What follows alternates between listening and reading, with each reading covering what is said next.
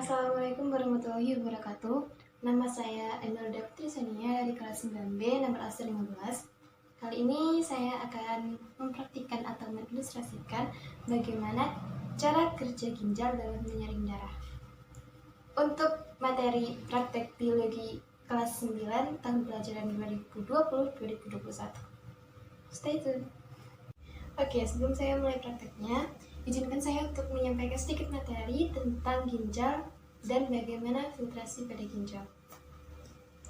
Ginjal terdiri dari 3 lapisan. Bagian luar disebut kulit ginjal atau cortex renalis, di bawahnya medulla renalis, dan di bagian dalam terdapat rongga ginjal atau pelvis renalis yang berfungsi sebagai penampung urin sementara sebelum dikeluarkan melalui ureter. Selain itu, ginjal tersusun atas lebih kurang 1 juta alat penyaring yang disebut dengan nefron.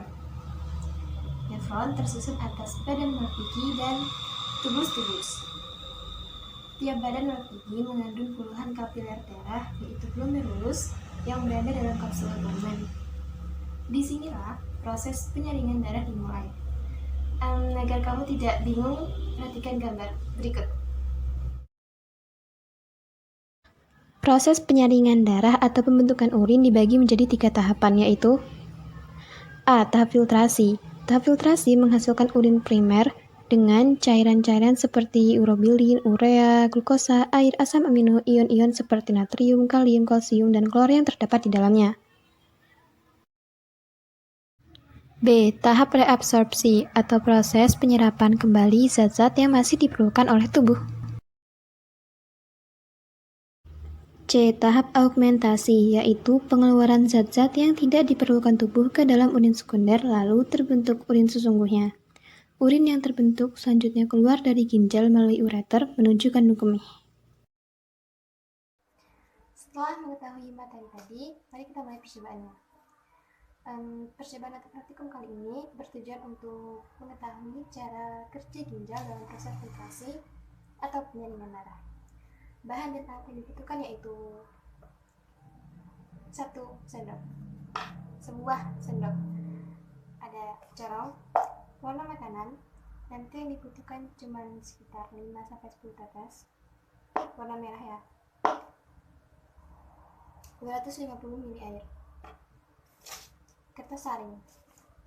Sebenarnya sebaiknya disarankan untuk kalian motong kertas saringnya bulat. Ini tadi salah motong, tapi nggak apa-apa. 2 gelas aqua dan 1 sendok makan tepung terigu. Oke, mari kita langsung mencoba langkah-langkahnya. Pertama-tama campurkan 1 sendok makan tepung terigu yang tadi dengan 250 ml air.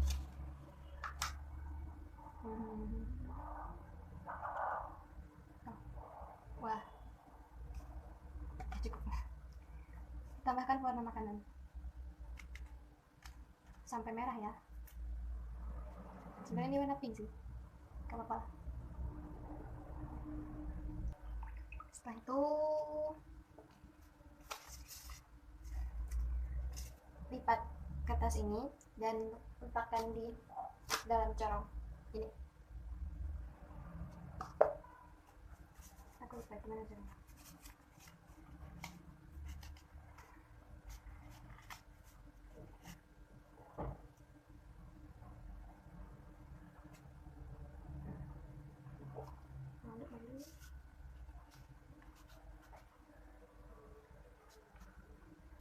Oke.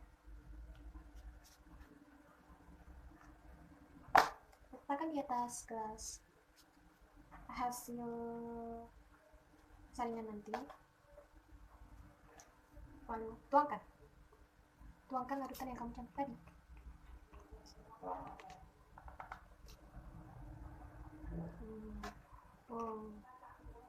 Pelan-pelan ya.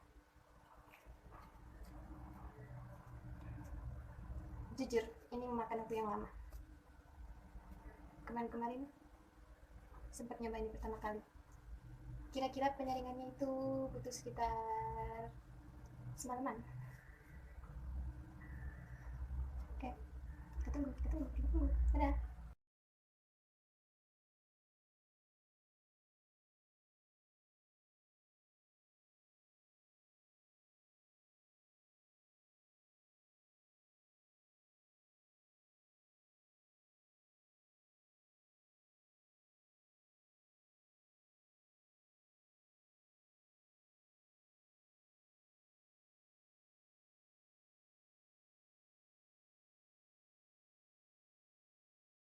Dari percobaan yang sudah saya lakukan, terdapat beberapa hasil. Yang pertama, dibanding larutan yang tidak disaring atau belum disaring, air saringannya lebih bening dan lebih bertekstur cair.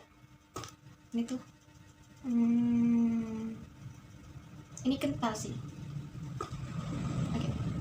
Yang kedua, terdapat endapan yang ada di kertas saring. Dan ini endapan yang sudah didiamkan. Teksturnya lucu.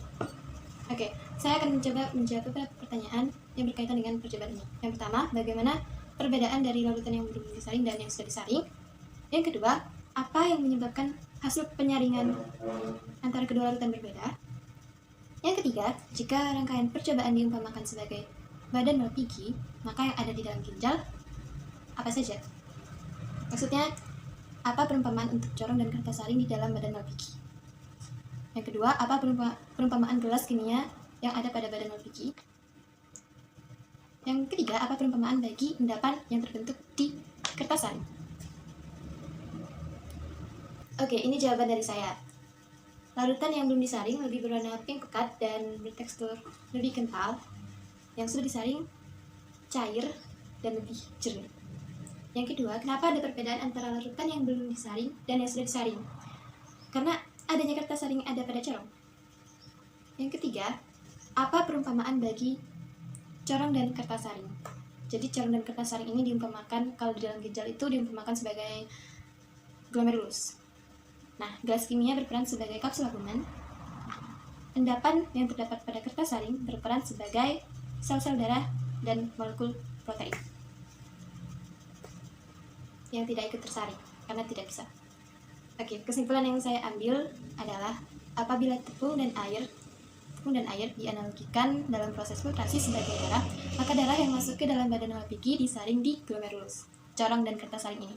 Kemudian air, garam, dan urea masuk ke dalam kapsul albumen, gas aqua ini, sedangkan sel-sel darah dan molekul protein atau endapan yang tidak dapat menembus pori-pori glomerulus akan dikembalikan ke dalam kapiler darah karena zat-zat tersebut masih diperlukan oleh tubuh.